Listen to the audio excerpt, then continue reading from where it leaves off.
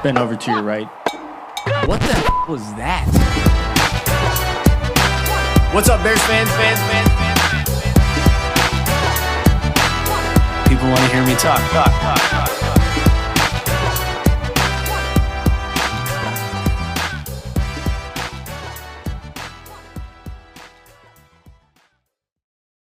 What's going on, Bears fans, and welcome to another episode of the Nicholas Moreano Show. I'm your host, Nicholas Moreano. Make sure to like, subscribe, leave a comment, and make sure to share this Bears YouTube channel with a fellow Bears fan.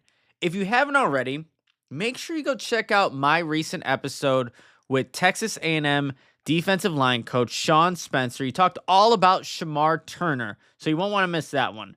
But for this episode, I have another special guest. We're continuing the college position coach trend.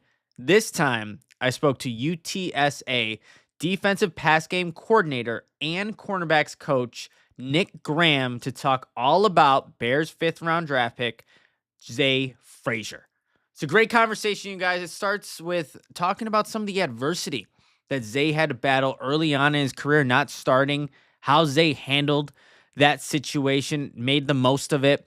Also, Nick identified what Zah is like not only as a cover corner, but how he gets dirty in the run game. It's a great conversation. You'll get a lot more insight on just who Zah Frazier is off the field as well as on the field. Here's my conversation with UTSA defensive pass game coordinator and cornerbacks coach Nick Graham. All right, everybody, I have a special guest for today's show. We have UTSA defensive pass game coordinator and cornerbacks coach Nick Graham here to talk about Bears' fifth-round draft pick, Zah Frazier. Nick, appreciate you joining me for today's show. No problem. Appreciate you having me on. Anytime I get to talk about Zah, I'm excited about that. So let's do it. No doubt about it. And when you first hear the name Zah Frazier, what comes to mind first? Just a kid that he won't go away. It doesn't matter like what obstacles in front of him. He went through some adversity when he was in school, and the kid just never gave up and just always showed up with a smile on his face. So just never quit, and then that bright smile on his face always. Nick, when you talk about that adversity that Zah had to go through, working his way up to get to UTSA in the first place, when did you first see how he can handle adversity, whether it's on or off the football field, and what he's like when he does face adversity? Well, probably the first real experience for me is when he got there. He's pretty highly recruited coming out of JUCO. It was a miracle that we got him. He kind of just fell in our lap. I recruited him through a process. He ended up actually going to Kentucky, got up there, and just for whatever reason didn't work out. He called me, and so we were able to get him in. Well, that first year, I'm sure he thought he was just going to play a lot, and honestly, he just wasn't ready. And I had kind of told him that during the recruiting process. So it wasn't like it was, me just telling him some breaking news. That's what I thought. But that's still hard for kids to deal with. And he handled it like a champ, and just continued to get better that year. So when he's not obviously starting initially and you tell him this conversation, what do you see from Zah in terms of maybe the student, the person that needs to kind of work his way up to eventually become that starter? Right. Just from a student standpoint, that's a shock when you come in and you have all those expectations and you don't quite, reach them at first. So my thing to him was like, hey, you can stay over here with us, even though you may not play a lot of defense, or you can go over there on scout team and get reps against the ones every day. And then I can grade that film and watch you and coach you off of going against good guys. Because if you stay over here, you're going against the scouts, and so to me, go over there and get the good work. Well, that took him a couple of weeks. So that's hard for any kid. That's tough for them to hear. But when he got over there, the way that he worked and started embracing it, I just knew that eventually this kid, if he'll stick with it and get going, he'll stay. And this is prior to the portal, you know what I mean? Like this may have been like the first year of the portal. So, it wasn't really cool for kids I don't want to say cool, but it wasn't really the thing for kids to, get in that portal right away. So. And for Zah, like when he's now working, not with the scout team, but going up against those ones, what are you first initially seeing from a guy that maybe, like you said, initially has to develop a little bit more, and then Right. as you kept working with him, where did you see his skills kind of ascend over the years? Well, immediately the first thing that you see is the length. I mean, he's Yeah. an extremely long guy. We've had some success with some guys there before, so he kind of had a picture of, he saw Tyreek Woolen as he was going out, and Hmm. so you see the length, and then you see that speed, and then you see him play the ball down the field. So I knew once we were able to polish him up, a little bit, that I had a kid right there, and it was just going to take a little bit of time, and so. I just think that's the best thing about him. He never threatened to get in any portals. He never threatened to leave. The kid just kept showing up to work, and he was eager to work. You talk about that length, that speed. I mean, it just like I'll tell you this, Nick, just from seeing him on rookie minicamp, like it Hmm. just looks different. Seeing a Yep. corner that long at on the boundary there, what does that do for a guy like Zay to have that length, but can run 4.33 with some of the Yep. fastest guys? Like, how does that impact what you can potentially do from the cornerback position? Right. Well, just with those guys, here's what I always say. The reason why I like to get those long guys in the NFL likes those long because they're a tough completion. They're hard to Mhm. complete balls on because even if they aren't all the way in position, they still have that great length to reach out. And then you couple that with the speed that he has, you know what I mean? So those guys are, they're able to make a few mistakes maybe early in the route concept and still be able to recover. And then just like I said, just a tough completion. Those guys are the ones you want out there. No doubt about it. And you mentioned they make it a tough completion. And for Zay, I can also imagine too that if you go against receivers that have the little bit of the shiftiness with the Hmm. length, it can maybe create some complications. But how have you seen Zay maybe initially beat by a wide receiver early on, but able to not panic, recover, and then make Yeah. a play? Well, that's just something that, I think that's something you have to work. I think naturally you're born with, this floor and this ceiling. Mhm. And so it's up to me as the coach and the kid to get him to that ceiling. And what I like about Zay is he works that stuff. He's always looking for drills. We're doing ball drills after practice. And that's just something that we've done so much that it's like second nature to him. We're not giving up fade balls. They're on Mhm. scholarship to stop that. And so that's kind of his mindset when it comes to playing the position. All right, everybody, we got to take a quick timeout because I have to tell you about some of our amazing sponsors. And it starts with Windy City Sports Cards. As you guys know, they specialize in buying and selling all things related to Chicago sports. Whether you're a diehard fan of the Bears, Bulls, Cubs, White Sox, or Blackhawks, they've got you covered with an extensive selection of sports memorabilia and collectibles. In addition to those Chicago focus items, everybody, they also offer a vast collection of sports trading cards and memorabilia from your favorite teams and players. Visit their online store to find exactly what you're looking for to complete your collection or to discover a new favorite. Check them out at 312-WindyCitySportsCards.com. That's 312-WindyCitySportsCards.com. Also, I have to tell everybody about my favorite protein drink, Protein 2O. This is the orange mango flavor. In this, you get your 20 grams of protein plus your 350 milligrams of electrolytes. Instead of having some of those other protein shakes that, let's be honest, don't taste the best, this tastes like a sports drink. Think of like a Gatorade, but you get all the nutritional value with your protein and your electrolytes, and they have a bunch of great flavors. The next best thing, it's also available at Amazon and Target, two places that I know everybody loves to shop.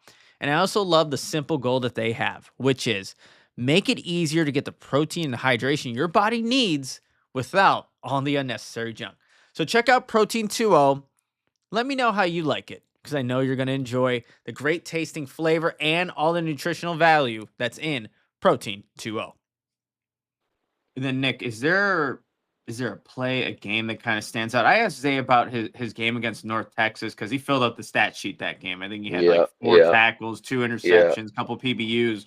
But yeah. when you think back to his time at UTSA, is there a game that really highlights what Zay Frazier's all about? Okay, there's two. Early in that year I was telling you he didn't play as much as he wanted to. Hmm. We had got up, I believe, on FIU, and we threw him in the game. late just because you could get 4 games and still redshirt. So he gets in there and man, he's playing like his first quarter, like it's starting. I'm like, damn, this kid is Mm. competitive. And so I saw that competitive edge early. And then he would even throw his face in there. At times corners, there's some business decisions Mhm. being made out there at times with our corners. But he wasn't about that. He tried to strike. And so that was the first thing. Going into our East Carolina game this year, the scouts are around, and I kind of talked to a few scouts, and they're like, listen, dude, this dude's length and speed, he's going to get a camp invite easily. Right. And so that day I talked to Zay. I said, Zay, you've already got that in the bag, bro. Let's go out and start attacking this freaking ball in the air. You're right there a lot Mhm. of times. You're just playing to bat it down. Go attack that ball and be fearless, right? And so once he like kind of understood it, hey, I've already got the NFL shot. Let me go out here and play free. You know what I mean? And so we go out there and he makes probably the best pick of any of the guys that I've ever coached in my career at East Carolina. They throw a fade ball, and it's really not his guy. We're in some type of quarters coverage, and he just sees it and he takes off down the field. And this happens in their end zone. He dives and picks that ball, and I said, "Holy crap! This kid, the lights turning on for real." And from then on, it just came in bunches. He got another one in that game, and he really should have had 3 in that game. Mhm. And then I forget the other games, but he was getting them in twos. We Yep. couldn't believe that they were still trying to test him. But he was playing on their sideline a lot. So most quarterbacks are right-handed. You know what I mean? So Mhm. um, he had the opportunity, and so he just kept being productive. And when that happened, you could just see him get more and more confident attacking that ball. Especially when you get the ball and you're able to get the Yeah. interceptions, like you said, the confidence goes up too. But was there just more of an once you guys again, you notice those scouts, like you said, there's just more of an emphasis. Let's go get this football because there are eyeballs on you and you have a chance to, make a name for yourself here. No, no doubt, no doubt. And that was the thing. Zay is really close to his family. And I said to him, like, bro, you got the opportunity to not, necessarily change your people's lives, but to so they're not worried about you. You know what I mean? Mhm. Like you've already got your plans after college. You've already graduated, which is awesome. He's already got that in hand. And man, now you're free to go chase your dream the way that you want because these guys like you. And we were strategic. We put him in the number 3, the same jersey that Tyreek Woolen wore. You know what I mean? So people Mm. would be like, dang, they got another one. You know what I mean? And so you could just the kid is just a joy to be around. You can tell when I speak about him, man. He's just one of those kids that I knew if he'll just stick with it, he will have an opportunity. Yeah, and Nick, we get obviously everybody on the outside gets an opportunity to see what Zay can do on the field. We can watch the Hmm. games and see some of the interceptions, those highlights. What is he like maybe in the film room? Some of the things Yeah. that only you and his teammates that are in that room can see from Zay. So what is he like there? Well, he's always got a smile on his face. He likes to joke, just like everybody else. But he's never had really a bad day. He doesn't come Mm. in there with an attitude. Sometimes those dudes are moody as hell. To be honest with you, but Zay is always there. He's on time. He's like early. You know what I mean? I'd walk in the meeting room. Zay's already sitting there. And then what I like about him the most, he's a sponge. Like he really wants to understand. He's not going to go out there if he doesn't understand it. You know what I mean? And he's gonna, hey coach, you said this and this and this, but walk me through. You know what I mean? He's one of those guys that really wants to learn, and I just think that those guys, the sky's the limit for them. That's kind of one of the things we talked about. I talked to him yesterday actually, and I'm just keeping that hunger in your belly, bro. Like you ain't Mm. never full. Just because you got there, you ain't full. Keep eating. You know what I mean? And so that's what he's gonna bring to the Bears. He'll be a great kid in the community. I'm sure the fans will fall in love with him because he's just that type of kid, just a really good kid. And really quick, Nick, I want to circle back because you mentioned that you noticed them in that first game kind of getting, his head in like making tackles. When Yeah, you see Zay as the run defender, run yeah. stopper, someone that could be an asset to the run game, what do you see at that in that aspect of his game? Well, when I'm recruiting kids and when I get them on campus, I kind of put them in 3 categories, like Mhm. business decision guy, right? A willing tackler, and then a seeker of contact. I would say Zay's a willing tackler. You know what I mean? Whatever he's Mhm. gonna have to do his job, he's gonna do it. I'm not saying he's coming out there like Brown Dawkins knocking guys out or Sheldon Brown, a guy I got to play with back in the day. Like, but he is a willing tackler, and he's good at it. You know what I mean? He's Mhm. not scared, and so he's gonna do what the position requires. I was watching his game. I think this was against Texas, if I'm not mistaken. The Packers just Hmm. drafted Matthew Golden. Golden. And Yep. there were a couple plays where he didn't have many receiving yards that game, but there were a couple plays after the whistle where they're kind of, they're talking to each other, jawing with each other, kind of Yeah. shoving each other a little bit. Does Yeah. they have that in him where he's he's got that competitive where he's gonna let you know about it? Absolutely. He ain't gonna start it, but it's just a little slang term for you. He own what you own. So if you want the smoke, he with the smoke. You know what I mean? And so that's kind of how he is, the nicest kid ever, but he ain't no punk. You know what I mean? And so, Mm-hmm. uh, it is what it is. It is what it is. I think Yeah. Bears fans are gonna like hearing that about Zay and what he brings from that mentality standpoint. Obviously, Nick, every rookie that comes into the NFL is not a finished product by any means. So when you Right. look at his game, what he did at UTSA, and what you still are curious to see from him Yeah. in the league, what kind of comes to mind for you? I just think that the NFL game is completely different. I really believe that. They're going to have their route concepts that are the flavor of the year or the flavor of the week that you'll see over and over and over again. And then I just think just learning to be a pro is the main thing. Like now, this is your job. There ain't no going to English for and all that Mm-hmm. stuff. Like this is your job, and so this has to be the priority. And I think that's an adjustment for most kids. But I will say that he should be prepared because I prepare those guys like that. Like, dude, you're a pro. You got to carry yourself. Nobody's going to tell you to come into camp in shape. That's on you. You know what I mean? Nobody's going to tell you to watch film. That's on you. They're going to expect this stuff is done and then find new mistakes every day. We don't want to be repeating the same mistakes. So I just think the adjustment of just becoming a pro and what that is. You hear Mike Tomlin talking about making a routine plays routinely. Like that's what you Mm-hmm. have to do to be a pro. And so I think that he has that mindset. So I don't believe that that'll be a problem for him. Uh, but it's an adjustment for all kids. Makes a lot of sense. Coach, before I let you go, obviously you had Zay Frazier. I mean, Rick Woolen is doing his thing in the NFL. Any Yeah. other long, lengthy, speedy corners that you guys have there at UTSA that you want to highlight here?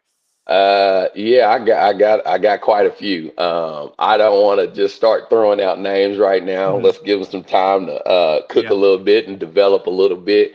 But I do have some in that same mold and coming out. We had another kid named Corey Mayfield that was with the Ravens, made it all the way to final Mhm. cuts, and so we've had some good success. And I don't take credit for that. I got good kids. You know what I mean? Like I'm only a good coach because of those dudes. I wouldn't dare take credit for Tyree Woolen's success or Zay Frazier. I'm just a little jockey, you know what I mean? Riding a little horse, for lack of a better term. You know what I mean? And just making sure they go in the right path. And got those blinders on and focusing on the main thing and keeping it that way. So You, yeah, we got kids. We definitely got kids. If you're looking for corners that are going to compete, all shapes and sizes, UTSA is going to do it. We just work on the stuff that corners do. We work it every day, and I think that's just kind of our secret to our little sauce. Nick, it's got to be like gratifying though to see obviously you guys put in a lot of work to develop these guys from when they come into college to when they leave college. So just for you as a coach, like when you see a guy like Zay get drafted and the dude was all smiles during his press conference, and what does that do for you knowing that I know just kind of help guide him, but what does it feel like as a coach? Well, I would say it's gratifying, not to just turn this into church, but this is kind of my Mhm. ministry. I love working with the young kids. That's why I've never really wanted to coach in the NFL. It's just a different type of, young adult that you're getting up there. And so I enjoy this age. And so once those kids share their goals with me, now they're our goals. And so uh, getting them to, what they said they wanted to do and what they dreamed about as a little boy, and just to see the smiles on their mom's faces, there's nothing like it. It's even better than my little short stint I had there. It's just, man, just seeing kids realize their potential is it's amazing, and it's hard to really put in words the feeling you get from it. But I'm excited for it. Yeah, and Bears fans are excited too to see what Zay can do during his rookie season throughout his time here in Chicago. Yes, But sir. Nick, I want to just say thank you for joining me today, providing that insight, a better look at who Zay Frazier is off the field and on the field. But I just want to say thank you again for your time. No problem. Appreciate you having me. Have a good one. And that was my conversation with UTSA defensive pass game coordinator and cornerbacks coach Nick Graham, Appreciate him taking time out of his day to come talk about Zah Frazier and just provide a little bit more insight just to who he is off the field as also who he is on the field. And I think that adversity is a good way to kind of start just some of the takeaways I have from our conversation. I mean, this is a guy that started at FCS Southern Illinois, transferred to Coffeyville Community College, and then landed at UTSA. And despite getting a bunch of different offers like Nick was talking about, he gets to UTSA and he's not even a starter initially. Nick has to have that conversation with Zah, and it's probably not an easy one for Zah and also for Nick to have that after recruiting somebody who was highly coveted from other schools. But Zah took that opportunity and made the most of it and going on the scout team and playing against the ones, which allowed Nick to then grade Zah what he was doing over there so it can just get him better prepared when he did get the opportunity to play in that number one defense. So I just like the mindset that Zah does have when he's kind of approaching some of these situations that are not easy, especially when you transfer over, you're transferring, you're going from, Southern Illinois, FCS Southern Illinois to Coffeyville Community College, JUCO, and then you get into the UTSA. You're almost expecting this jump, this playing time, but that didn't initially happen for Zah, but he made the most of it. So I do appreciate how he was able to handle that situation and ultimately get him in a position to be drafted 169th overall to the Chicago Bears in the 5th round. So that's a good mindset to have because it's almost going to be similar to what's happening here in Chicago. Like Zay's not going to start at the boundary corner position. You have Jalen Johnson, you have Tyreek Stevenson, but it's what you do when you're not starting. Maybe going on that scout team, playing against the ones again, that you can develop when you're, not labeled as a starter. That will position you to better be equipped to play in a game if it so has to happen in his rookie season. So I did like that. I brought up to Nick when we were at Bears rookie minicamp, when you see Zah Frazier on the field, it just looks different. It looks different because you're not used to seeing 6'3" corners that are a little on the, not skinny side, but they're lengthy. And I think Zay's going to have to put on more weight, but it just looks different. But he also has this speed. And we talked about that length. And, at UTSA, they've had success with Tyreek Woolen, who have, 6'2", 6'3" frames, but can play, can move. And what that does is it makes tough completions, right? That's what Nick Graham was talking about. When you have guys that, even if they have slight mistakes or beaten off the line of scrimmage initially, because you have that length, you can recover. You can still make that tough completion, make it a tough completion for a quarterback. And I could see that being an advantage, obviously, for Zah, as long as he, just continues to develop, learns Dennis Allen's system, learns from Al Harris, his position coach.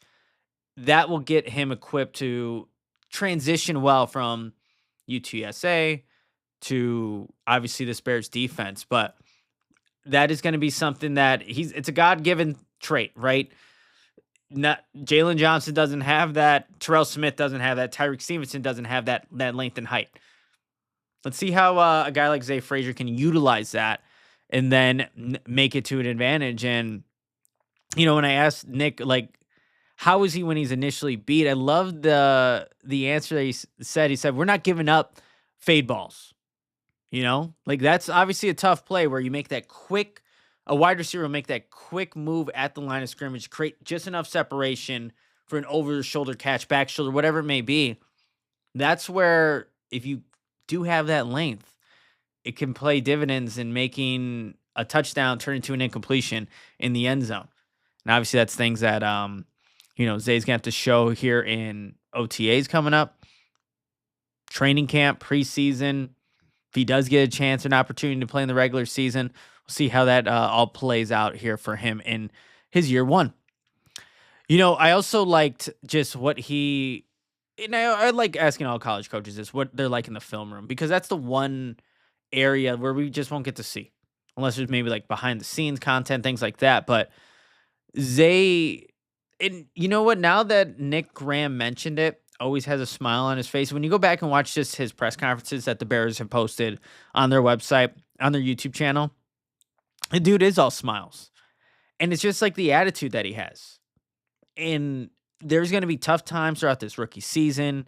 There's going to be tough time transitioning from maybe being around family to now being a pro and not being asked to start, but having some, tough days. But just the mindset that he had, knowing that regardless of what day it was, he was coming in with a great attitude, a sponge. Also, Nick Graham called him, going to ask questions, wanted to know why they were doing certain techniques, why he wanted to know the why, which is a great quality. I think it's a little bit tainted because of Matt Nagy, but he wanted to know the whys. And that's, I think, a good thing for a young player who's a little bit on the older side, an older rookie, but still young in the NFL in terms of what he needs to learn in this space to be successful at the next level. And then I wanted to circle back before we ended our conversation, because he did mention that in his first ever game that he got to play during his redshirt year at UTSA, it was against FIU, and he's playing late in the game, like it's the first quarter, and he saw that competitive edge Nick Graham did, and he would just throw his face in there when it came to making tackles. And Nick Graham has this grading, 3 categories of how he will base his corners off of. You have the business decision guys, you have the willing tacklers, and you have the seekers of contact. Now, Zah Frazier didn't make it to the seekers of contact category, but he was definitely a willing tackler, and he said that. Willing tackler, good at it. And you could see that just when you watch some of his tape at UTSA. He's not afraid to get in there. He might miss, but it's not like he's afraid. And that's, again, it goes back to a mindset thing, and also just goes back to how he's wired as a football player.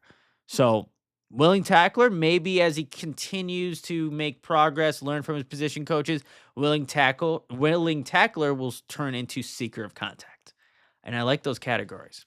You don't want to be a business decision guy, and I get it. Sometimes maybe there's a Derrick Henry running off the edge and he's free. I don't know. I guess I couldn't blame you. It's Derrick Henry. But willing tackler for Zah Frazier. One last thing, too. And I think this applies to kind of the conversation that has been circling around Caleb Williams, and nobody taught him what to watch for in film or went over film with him. It was interesting to hear Nick Graham say when he was talking about becoming a pro, he said, nobody's going to tell you to watch film. That's on you. And I had to hear that a second time, just re-listening to the interview, because I didn't catch it the first time. But then that put into, I don't know, context for me, like how Zay is going to have to approach his rookie season. But I wonder for even like Caleb, like, no, you shouldn't be told to watch film. But I think still overall there needs to be some kind of guidance. And Zay's going to get that. Zay's going to get the guidance, but he also needs to do his own, take it upon himself to watch film. And like what was said about Caleb Williams, I don't know. I think there's missing pieces that maybe throughout these OTA practices we'll kind of get pieces to the puzzle solved in terms of what actually happened throughout his rookie season when it came to watching film. But I thought that was interesting how Nick Graham put that, and where it kind of just puts things into what is going to be asked of Zah Frazier as he goes through his rookie season. But guys, that's going to do it for this special episode. Appreciate everyone who went and watched my conversation with Sean Spencer, the Texas A&M defensive line coach, and then this episode with Nick Graham, UTSA's defensive pass game coordinator and cornerbacks coach. Hey, I'm still working on getting some more positional coaches for the rest of this draft class, so stay tuned for that. Also, stay tuned for other content as well. We just had the Joe Tooney extension happen. That would have been today as the day of this recording. And you can just see the YouTube shorts that I put out. It's also on my Instagram, Twitter. You look me up at Nicholas Moreano. But make sure to give this YouTube channel a like, subscribe, leave a comment. And like I always say, share this YouTube channel with the fellow Bears fans. It's going to help me grow and just continue to build on what I've started here. And it's all because of you guys with all the constant support. But that's going to do it for this episode of the Nicholas Moreano Show. Again, appreciate everybody for tuning in, hanging out, and just showing me some love. I see it every day, and it doesn't go unnoticed. But until next time, Bears fans, adios. Bend over to your right. What the hell was that? What's up, Bears fans? People want to hear me talk.